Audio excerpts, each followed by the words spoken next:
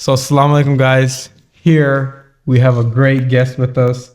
But before we get into it, I would like to say that we are trying to guide the ummah one rope at a time. This is Brother Aqib, and you're listening to The Holy Rope. Assalamu alaikum warahmatullahi wabarakatuh. Welcome, guys, to Holy Rope.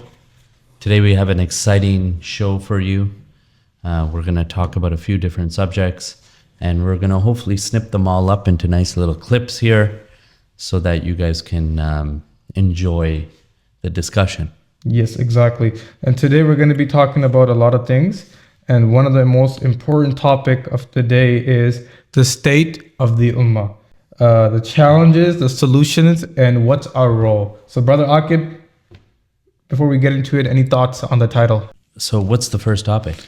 Yeah, so the first topic right now, before we get into it, the state of our ummah. And what are some of the challenges and solutions and our role in seeing these challenges or solutions? So the state of the Ummah right now is quite fragmented globally. Even on a micro level, if you look at it, let's not just talk about macro, because everyone always likes to talk about the macro, but no one likes to talk about the micro. The micro that I'm referring to is in families, blood relatives, blood family members are not even connected with each other. So, how can we expect the Ummah to be united when families are fragmented in the household? The husband and the wife are not connected. The children are not connected to the husband, and the husband are not connected to the children.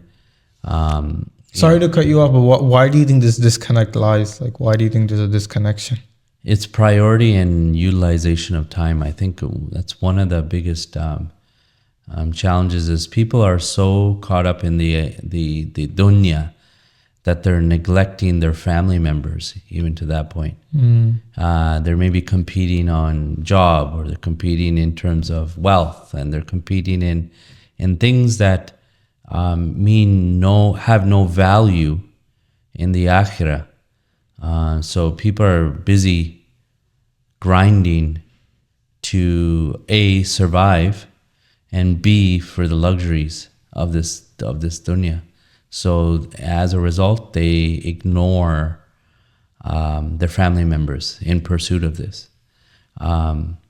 Their objective, if they are going to pursue wealth, should be for the purpose of pleasing Allah subhanahu wa ta'ala. And how that is by giving charity and giving money into programs that support the ummah and not necessarily support their own luxuries in their lives. And this priority is lost in the household.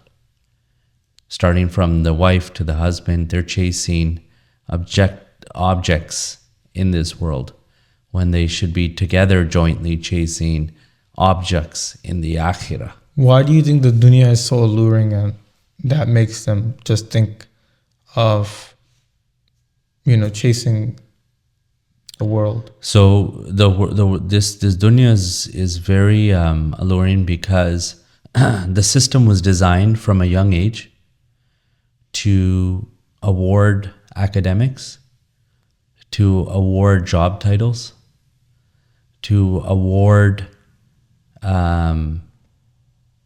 status and class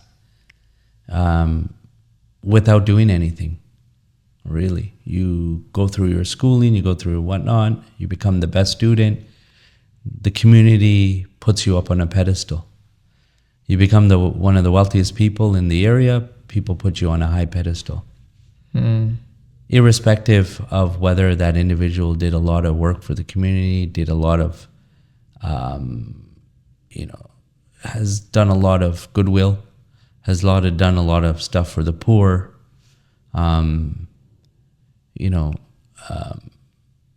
The human element is missing. And we've turned a blind eye to the good and have focused everything on superficial luxury items in this dunya. So if one has now put himself in that mess, either they're amassed with a massive amount of debt, or they've gotten into a situation now they're just stuck. They can't, but they are wanting to kind of put their, like they're listening to this and they're having that change of heart that, you know what, now they're having this dilemma within, going back and forth between choosing the dunya or the deen. But at the same time, they can't just leave the dunya. Like they have this debt, they're in this hole, they have this relationship they're in. But what do you think some practical ways to kind of like better their situation? I think the first thing is scaling down. People need to scale back. They may have 4 luxury cars. Do they need 4 luxury cars? They're stressed to the nines trying to cover, exceptional costs for the vehicles. They have maybe household debt, and they've scaled up too big. Their debt now is eating away at their savings and eating away at their mental sanity. Yes, that's what I was about to. So they need to scale down, and it's very difficult for people to do that because they always wonder, especially in the South Asian community, log kya kar. Yeah. What's that for? Yeah, like log kya kenge. Yeah, what are they going to think? What are other people going to think when you're downsizing? So I think that's really important to put in the forefront there, is that, it's going to be as much as pain as you're suffering now, scaling back will lead to less pain and more contentment with this life, especially when you adopt the concept of that this money that you have attained, retained, or put yourself into debt with is meaningless unless it's going towards the end goal, right? It's only going to put you further into a trap. And I think people are lost and they look to direction. And the unfortunate part is their direction are stories on Instagram and TikTok, and they're comparing themselves to other people. If they can do it, I can do it. What is the American dream? What is the Canadian dream? Can we get it? At what cost can we get it at? Many people have great amount of sums of wealth, but their kids are completely disconnected. And to get them back on track, no amount of wealth will do that. Nothing. Yeah. It was time that was misspent when it should have been utilized on the children at a specific age. It was spent towards pursuit for luxuries in this dunya. And the parents have a really big part to play in this. Why people are growing up with a lot of these challenges now, because they misunderstood this world for what it really is. Do you think why do you think in our community people don't want to admit that about their children and whatnot? Everybody is very dunya centric, that get a good job, get a good career, which I'm not saying are not important, they are important, but it becomes a be all end all. Why do you think for our community this is a very common problem? Because the system was designed that way in their schooling system, the British schooling system. You want to be a topper. You have to be the top. You have to be the top, the top, the top, the top. So the pressure has always been around success because you have to escape poverty. So parents are afraid of poverty, so they overcompensate with success. They don't realize that you may have gotten success in terms of monetary, but when you analyze these families that have extreme success on monetary, you'll look at the relationship between the wife and the husband and you'll find it fragmented.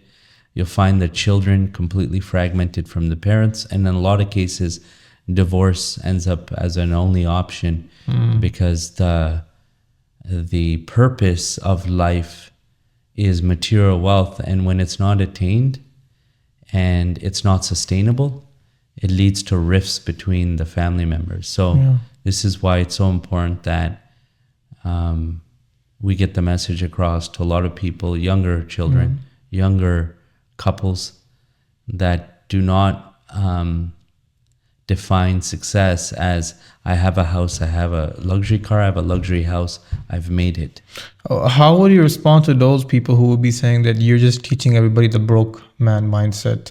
This is the biggest hoax you have done, is to convince the people to stay at the bottom and not to become something.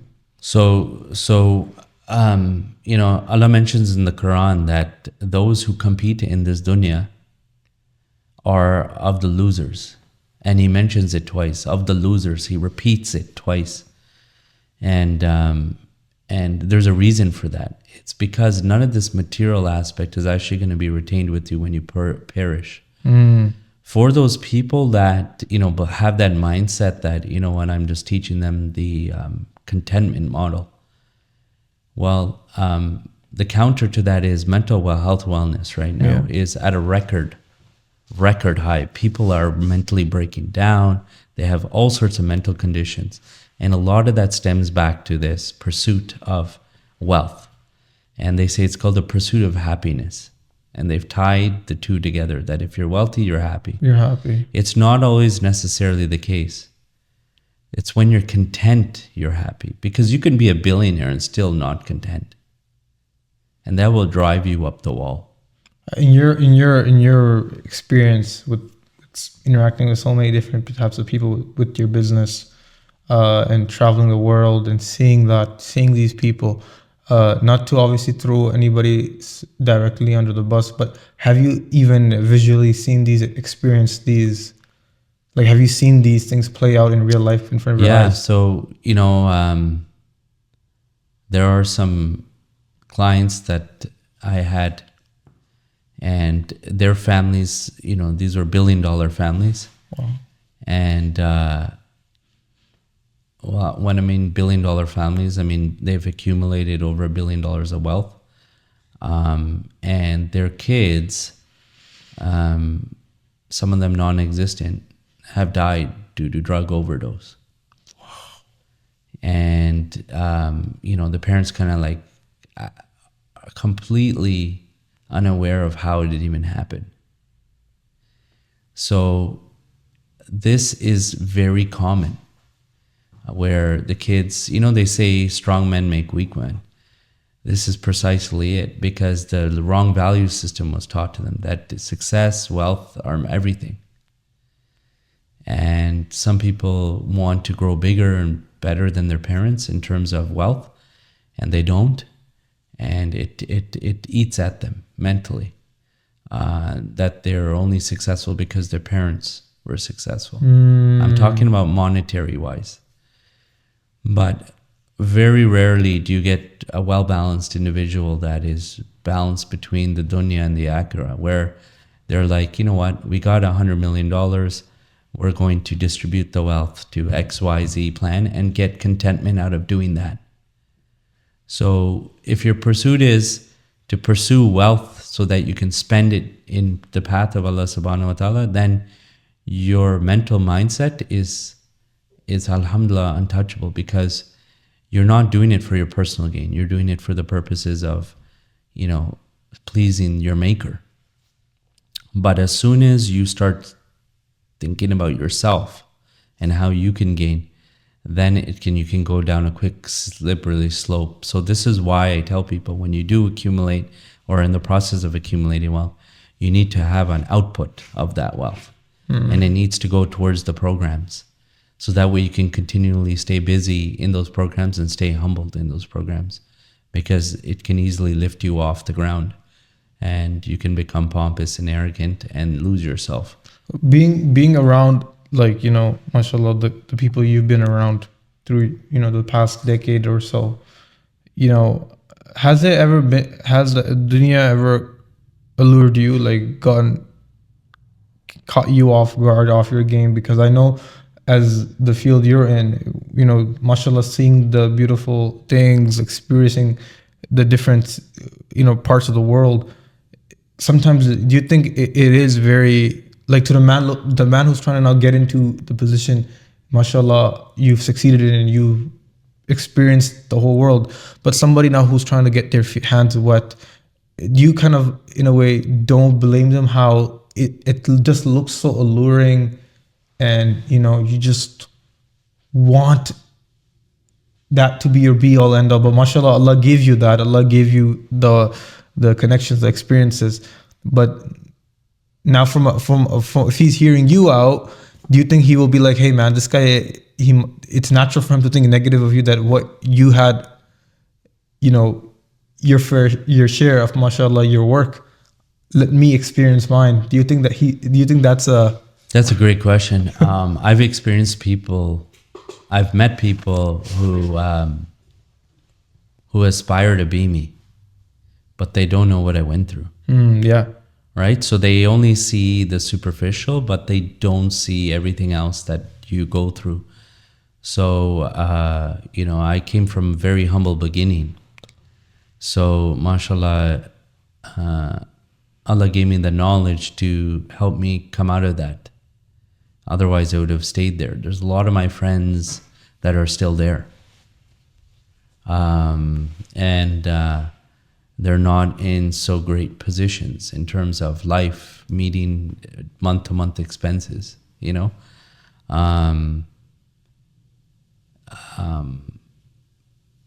and they're involved in things that are questionable, So when I meet them, I see myself 25 years ago, and I tell them, hey, it's not the end all be all. Be careful. You're going to lose yourself. It's like me talking to myself when I was younger. And if I were to talk to myself, I'd be like, maybe he doesn't know what he's talking about. Maybe times have changed. So maybe Aqib giving him advice, giving me advice, isn't the best thing right now, because I see the world as something different and my time has passed. So they see it as, well, you're comparing me to a time that's different. So they don't realize that history repeats itself over and over again.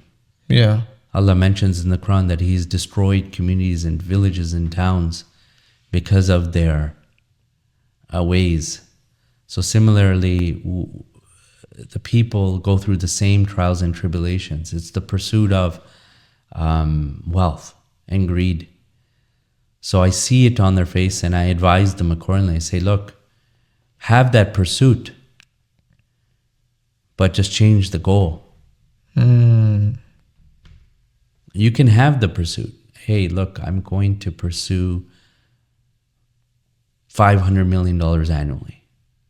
But keep in mind that, okay, for $499.5 million, I'm going to dedicate that towards external cause. And the balance I will use for my current consumption. Because realistically, how much do you really need?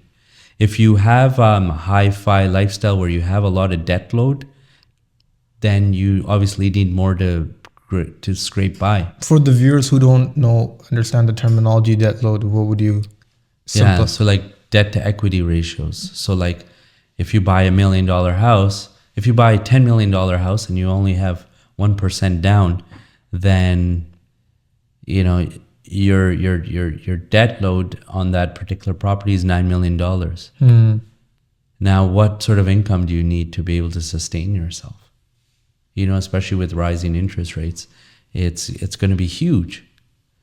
And then now you're pursuing working 24 hours just to pursue sustainability.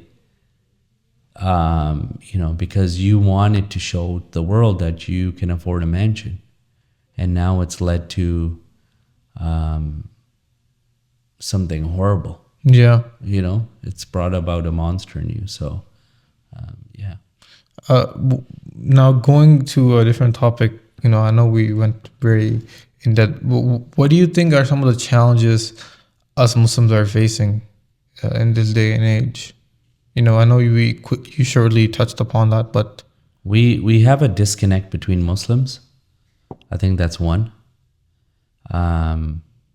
And the disconnect is, I noticed it in the masjid that when people pray salah, and I'm not sure people actually know this, but when you say salam alaikum to your right and salam alaikum to your left, you're saying salam to the angels, but you're also saying salam to the person to the right of you and the salam to the person left of you. But people don't know that part. The objective of praying side by side and in congregation is to get to know the brother next to you. And people are just praying their salah and they run out the door. And while running out the door, they recognize 3 other brothers or sisters and they say salam only to them, and then they're out the door. What does that do for the stitching of the ummah? You're only stitched to maybe 3 or 4 people, but you're not stitched as a group. So that's one area. And then the second challenge is dishonesty. So there's dishonesty between Muslim brothers when they do business together. You know, I've experienced this countless times where, you know, in situations where, you know, you're doing a business transaction or a business relationship and they deceive you, right? Undercut you, or they figure out that they have trust issues themselves, and out of that fear of trust, they deceive the other individual before they think that they're going to deceive them. You know, so this lack of trust is not a good thing, and they could be practicing Muslim brothers that are you know, having trust issues, and this is why written agreements are so important. Have it documented at the time of inception of agreement. why do you think these brothers don't understand the magnitude of what they're doing? Because they see it as a one-off case scenario incident. They look at it as, well, if I deceive this guy or if I've created friction with him, there's other people that are going to bring me business. So I can go to somebody else. They don't see the dunya, the akhirah, where that individual will testify against them. How did you earn your money? Allah's going to ask. Right? How did you spend it? So that individual will be asked on that day. And there will be witnesses and testimonies from people that said, yeah, he deceived me. They don't fear Allah. When it comes to business, they say business is one thing, religion is another. I've heard that before. This is very common amongst the Muslim Ummah. And I think they go hand in hand. There's written agreement, there's actually hadith, there's practice around this. So you have to follow those policies and procedures. So that way, if there is a disagreement or an issue, it's resolved quickly and there's not bad blood between the two individuals. And they're able to, still represent each other and the ummah in a collective way. Otherwise it's easy for the people outside of the ummah to pick people apart. Yeah, because really, they can separate you there's no glue. If you look at the Jewish community, they have, in business and in anything they do, they have camaraderie. They're backing up each other. They're very together. They're wholesome. But how come when it comes to our community, when it's also so much encouraged in our deen, there's so much hadith, but still we don't have that understanding of... I think it's because people are not reading their own books and they're not implementing their own books. It's a lack of knowledge, right? So people are not reading, understanding, comprehending, and executing. They're taking the worldly policies and implementing them. But not what's been written 1,400 years ago or a few thousand years ago. So practices that have been documented. So that's one. And then in regards to other races, like other rather religions, like Judaism, you have Sikhism, you have Hinduism, you have many other religions out there. I think it's a misunderstanding to believe that these religions are more united than Muslims. I think that's a misconception. They also are very disconnected too. Yeah. I've done business with them, and it's not necessary that just because someone is Jewish, that the other person is Jewish, that they're going to do business together. Right? So I think that's a misconception. I think people do business with people they like, people that are at their level, people that they trust. So there's a lot of parameters that go into the business aspect. And we as Muslims, we tend to bypass a lot of those. And sometimes the relationship ends up sour. So then people paint the whole religion that way, right? So they say, well, you know what? But I think business is happening more regularly. It's just, I think it's important that when the Muslims get together, they talk about common interest and building trust with each other. Yeah. Right. So that brotherhood building is not there right now where it should be. Do you think social media is helping Muslims strengthen their iman, their faith, or do you think it's pulling us away further from our deen, from Islam?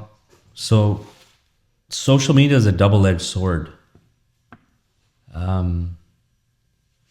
It has the capability of doing both. It can bring you close to your faith, and it can pull you away at the same time. And it's all dependent on the algorithm. So if the social media sees you watching bad content or once upon watch bad content, it will continue to feed you to the point where you're watching bad content all over again. So if you're going to watch these feeds, you want to make sure that you block all the inappropriate content and mark it, and then highlight and like only the content that you like to see and follow the ones that you like to see. The people in your network, they should only be following good content. So you're going to unfollow those that share poor content. This is super important. People just follow everyone that is their friend. And it's not necessary that their friend shares them relevant, productive content.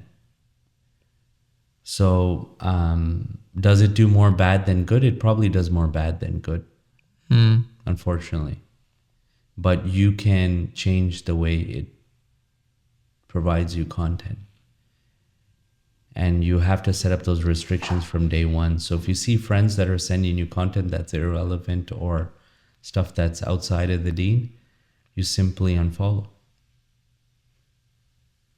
Right? Yeah. And don't be ashamed to be only following 5 people. Honestly. Mufti Menk is one of them. I follow Mufti Menk.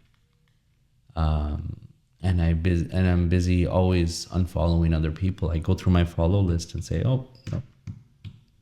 If the content stream that's not coming from them is relevant to your akhirah, then it's better to just press unfollow.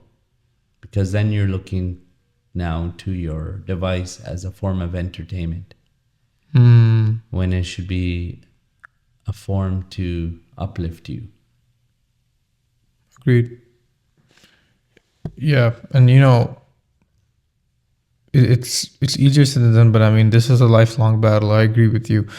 Changing another topic about mental health in the Muslim community. Why is mental health such a taboo topic still? And this is also the fact, this is in many Muslim families. How can we change that and challenge that? There's so much.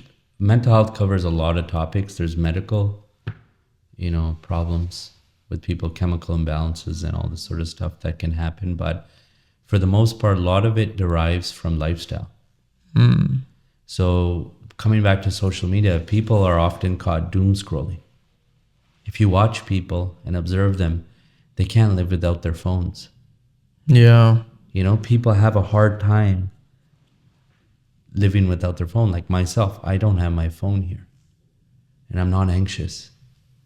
I'm sure there's messages, emails, all sorts of stuff popping through, but I've learned to live without a phone at times and escape from that. Instagram, you can be doom scrolling. You know, they call it doom scrolling, where you're continuously just scrolling from one story to the next. You have to be able to catch yourself when you do that. What do you think are some of the key factors where people, the reason why they doom scroll? A lot of people are looking for this a dopamine effect. There's actually association between them seeing something that may excite them. It may make them feel down. Maybe it's a continuous roller coaster. It's a lot of stimulus for the brain, and they constantly get that stimulus, and the need for that stimulus happens throughout the day. So they can be at work, working remotely, and they're doom scrolling for 1 to 2 hours a day. Wow. And just so, like that. Yeah. So that doom scrolling, there's a dopamine effect that's happening. So then the next time they are doing or a part of some event, the excitement on their face doesn't look like it's there. And because they don't get that continuous excitement, they then have risk of going into depression and building anxiety, you know, and getting these problems. So it's really important that that this is regulated. You know, you have it with TikTok, you have it with IG, you have it with all these brands that are coming out. And, you know, if you look at a group of kids today, for example, and they're all sitting in a room, you'd expect them all to be playing with each other and communicating and having fun. But even they now have phones and they're scrolling away. And they've learned this from their parents, because their parents tell them, you know what, I'm busy right now, I can't talk. I'm busy.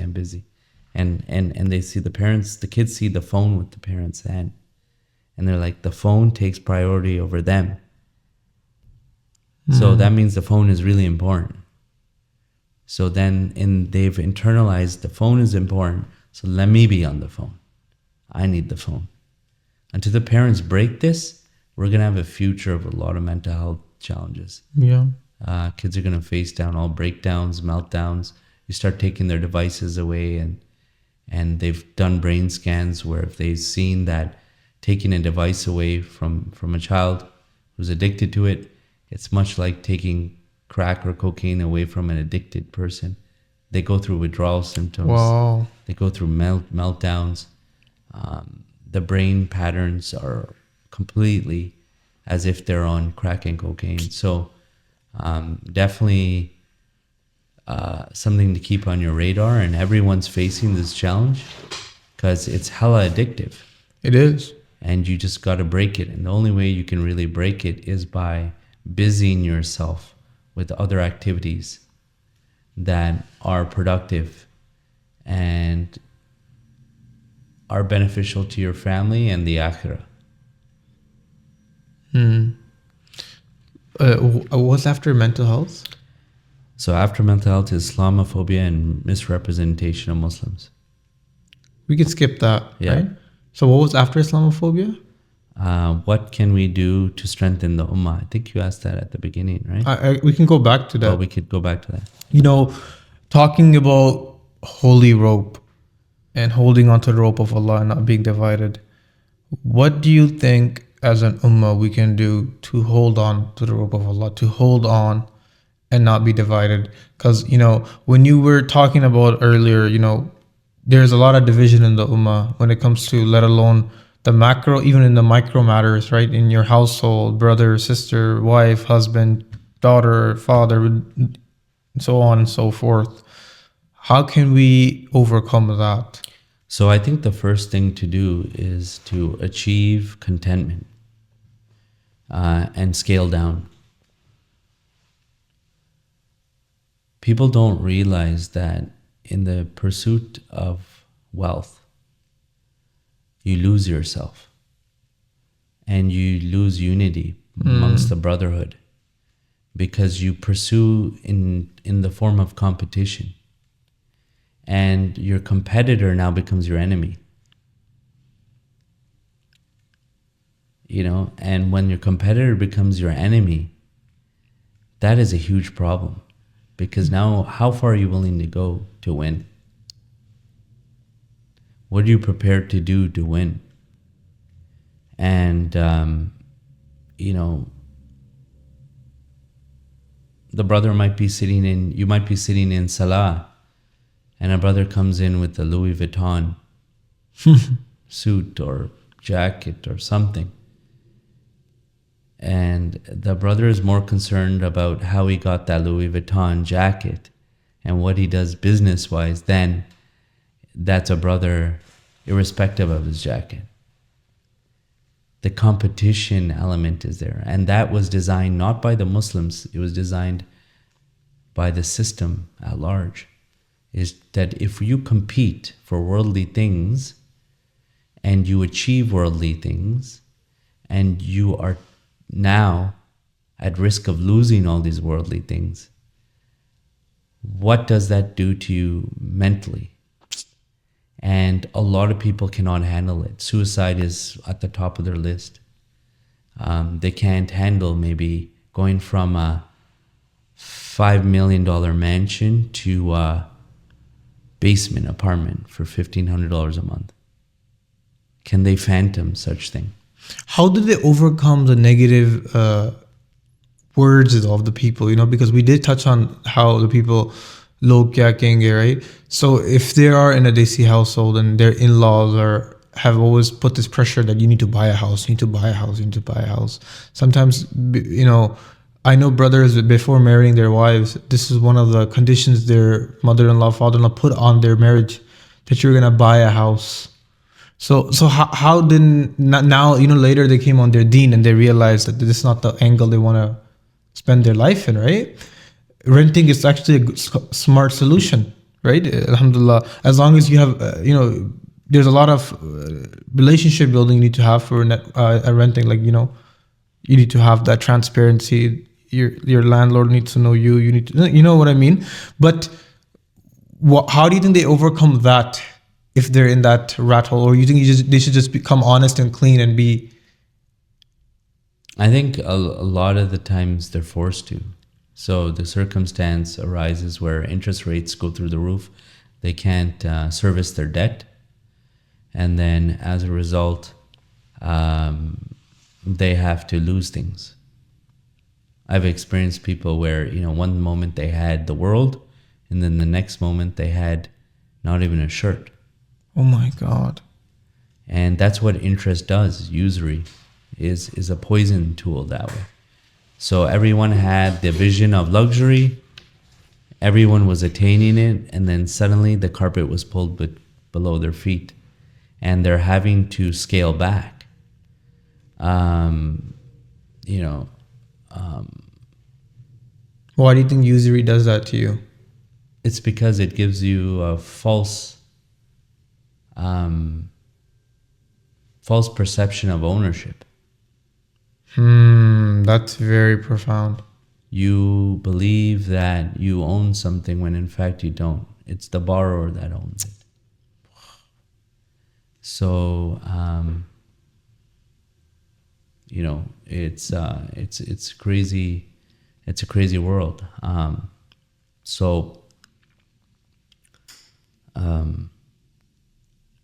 So brothers fight, and then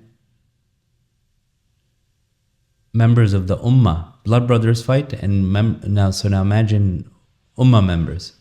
If brothers are fighting, blood brothers, how about Ummah, the Ummah?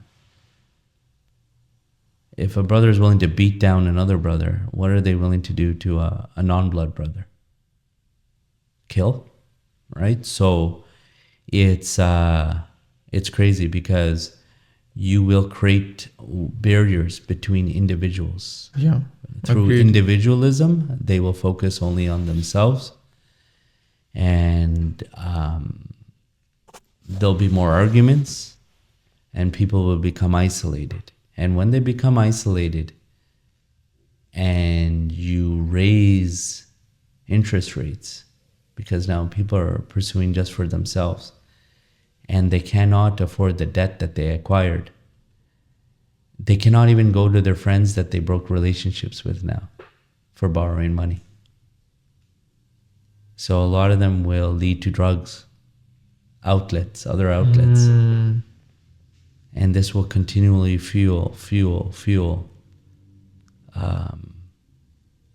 and burn hotter and bigger. And it's just not good. It's an endless vicious cycle that you get yourself into. Agreed. Right? And people always want to impress other people. So they're willing to take risks to do that. And those risks can lead to complete annihilation of a family in terms of wealth. So, I like to, as much as I like to talk about the problems, I like to talk about solutions. Right? Yeah. And solutions are super important. And right now, like I said, with a lot of people unable to service their debt, they have to exit, and they're going to have to exit at losses. They may have rental properties which have gone negative. Yeah.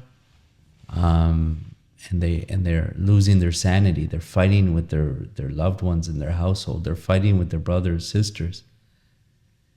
You have to know when to cut your losses and pull the plug. And it's something very hard to do because it puts you back. Maybe your whole savings is gone now. But people don't know when to let go. And there's always promise that maybe the property values will go up, or maybe the asset might return back to its original value.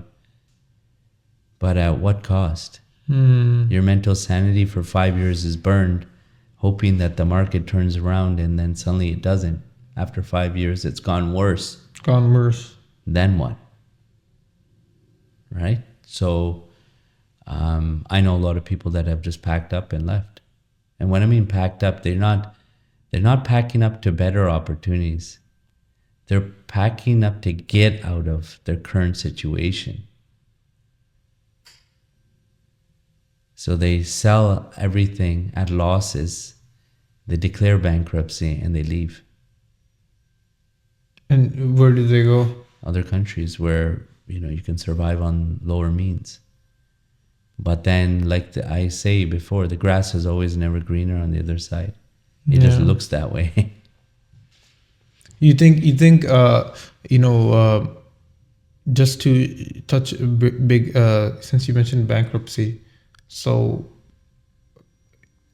God forbid if there is somebody watching, some of our viewers who has, because my previous, the area I would work in, he was a revert brother, mashallah, he owned a dry cleaning business, but COVID hit and a lot of brothers, their business took a big hit. So he filed. I lost my job for working there 5 years because they went bankrupt. The business filed for bankruptcy, right? So he was such a good brother, though, amazing brother. May Allah bless him. But if there is a brother or two or people that have gone through this financial crisis and where they, God forbid, had to go bankrupt, mashallah, the experience and the wisdom you have, would you have anything to enlighten them or to say to them? I think, you always have to do a check and balance with how much is family, health, and wealth important to you?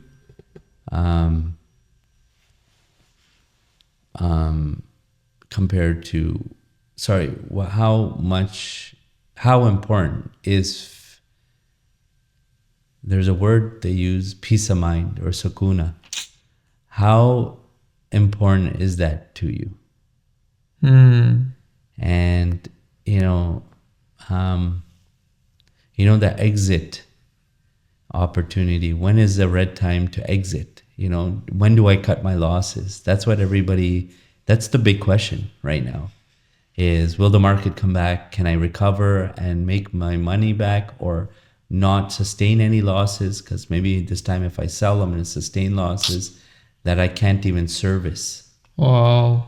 Because you can sustain a loss. A lot of people lose everything, but it's not just losing everything. It's losing everything plus owing debt. So you lost everything and you still owe the depreciation of the asset. You still owe what you originally signed for. So you now, what do you do then? You pack up. People are trying to pack up and leave and say, you know what, our debts are over our head. We can't take this. And they leave the country, and for a few years, 10 years, hoping that the credit resets, and maybe they come back, maybe they don't. But who's going to forgive that debt? Right? They've lost everything, and then they go to a country maybe with a few $100s, and they have to build up again.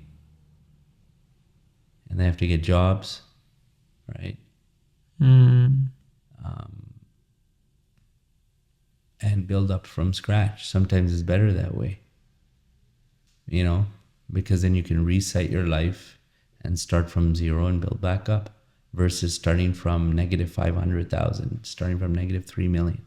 Ya Allah. Right? So this is the challenge. Yeah. And to the Muslims here in the West that have gone through that, they're in my du'as. I mean, hopefully Allah makes it easy on them. But yeah, Brother Aqib, any concluding remarks? Any from this talk today? Anything you had that you wanted to share or get off your chest? I think we need to have a common platform so that information like this can be disseminated. So brothers that are making decisions can make smarter decisions when they're purchasing debt. Purchasing any item that is of large value,